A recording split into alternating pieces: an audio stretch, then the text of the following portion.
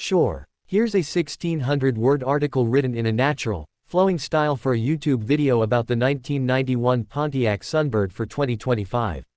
This can be used as a script or a detailed voiceover for your video. The 1991 Pontiac Sunbird. It's not the car that pops up in conversations about American classics, and it's not going to win any modern design awards, but for a certain group of people, it holds a unique place in automotive memory. It was a car that hit the streets during a time of change. The early 90s were packed with transformation, economically, culturally, and technologically, and the Sunbird was very much a product of that era. When you take a look at the 1991 Pontiac Sunbird, you're staring at a car that represents both the aspirations and limitations of General Motors during that time. It was designed to be affordable, practical, and just sporty enough to appeal to a younger demographic. This wasn't meant to compete with European sports cars or luxury sedans. It was about giving everyday drivers something dependable with a little bit of style, and maybe even a little bit of fun. The 1991 model was part of the second generation of the Sunbird, which ran from 1982 to 1994. By this point, Pontiac had firmly planted the Sunbird as its compact front-wheel drive offering, built on the GMJ body platform. This platform also underpinned the Chevrolet Cavalier, Oldsmobile Forenza, Buick Skyhawk, and a few other GM cousins, but Pontiac always tried to inject a bit more excitement into the formula. And in 1991, while not revolutionary, the Sunbird had enough character to make it stand out in its own way. Let's talk about design. The 1991 Sunbird had a clean, angular look that was characteristic of the late 80s and early 90s. It wasn't flashy, but it wasn't completely boring either. The front fascia had that classic Pontiac dual-port grille and pop-up headlights if you opted for the GT Coupe. The standard models, especially the base ones, were more subdued but still carried that squared-off Pontiac vibe. It came in a few different body styles, a two-door coupe, a four-door sedan, and even a convertible. That's right, Pontiac gave budget-conscious buyers a chance to drop the top and cruise in open-air style. Under the hood, you had a few different engine options depending on the trim level. One of the more notable choices was the 1.8L or 2.0L four-cylinder engines, both overhead cam designs. The 1.8L turbocharged engine, for example, made around 165 horsepower, which, for a small, lightweight car in 1991, was pretty respectable. It gave the Sunbird GT some pep and personality, allowing it to scoot around town with a decent amount of enthusiasm. It wasn't exactly a street racer, but for its time and price point, it was peppy enough to put a smile on your face. The base models, of course, didn't come with all that firepower. The standard 2.0L naturally aspirated engine put out around 110 horsepower. It was reliable, easy to work on, and relatively fuel efficient for its day. Gas mileage was in the mid-20s to low 30s in miles per gallon, which made it a reasonable choice for commuters. And because it was a compact car, maintenance costs were low, and parts were cheap, especially since it shared so much with other GMJ body cars. Inside, the 1991 Sunbird was about what you'd expect.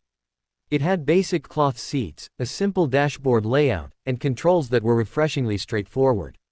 No touchscreens. No complicated infotainment systems. Just knobs and buttons you could actually use without taking your eyes off the road. Depending on the trim, you could get a digital clock, an AM/FM radio, cassette player, air conditioning, and power windows.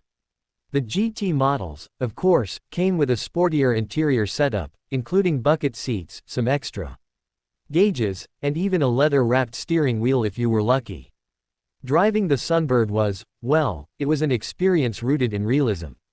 It wasn't going to carve up corners like a Miata or grip like a Quattro, but it handled decently for what it was.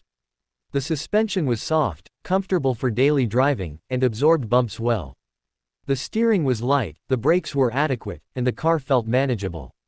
It was exactly what it was supposed to be, a budget-friendly daily driver with a hint of attitude, especially in turbocharged form. One of the things that made the 1991 Pontiac Sunbird special to so many people is that it was often a first car. It was affordable on the used market, easy to find, and simple to maintain. It didn't intimidate young or new drivers. You didn't feel guilty pushing it a little bit, and if it got scratched or dinged up, it wasn't the end of the world. For many, it represented freedom, a car that got them to school, to work, to parties, to nowhere in particular. It was your car, your key, your life, and that counted for something. Over the years, the Sunbird hasn't gotten much love from collectors or restorers. You won't find pristine examples going for six figures at auctions. But that's part of its charm. The Sunbird was a car for the people.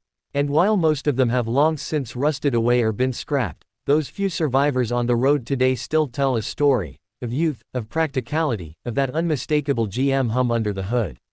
By 1994, Pontiac retired the Sunbird nameplate and replaced it with the Sunfire, which tried to carry the torch with a more rounded, modern design. But many enthusiasts will tell you the Sunbird had a bit more character. Maybe it's nostalgia talking, or maybe it's the simple charm of boxy lines and pop-up headlights. Either way, the Sunbird left its mark. In 2025, looking back at a car like the 1991 Pontiac Sunbird is like flipping through an old photo album. It captures a time and place that doesn't exist anymore. The car market today is full of technology, complexity, and luxury, even in the budget segments. But the Sunbird, it was from a time when cars were just cars. You turned the key, heard the engine crank, and off you went. No touch sensors, no lane assist, just you and the road. There's also something to be said for how well these cars aged in spirit, if not always in structure. The simplicity of the Sunbird means that for anyone wanting to learn about cars, how engines work, how to fix things, how to tinker, the Sunbird is actually a great starting point. There's no high-voltage hybrid system to worry about. No insane diagnostic tools needed. Just good old-fashioned nuts and bolts. You could fix one in your driveway with a basic set of tools and some patience.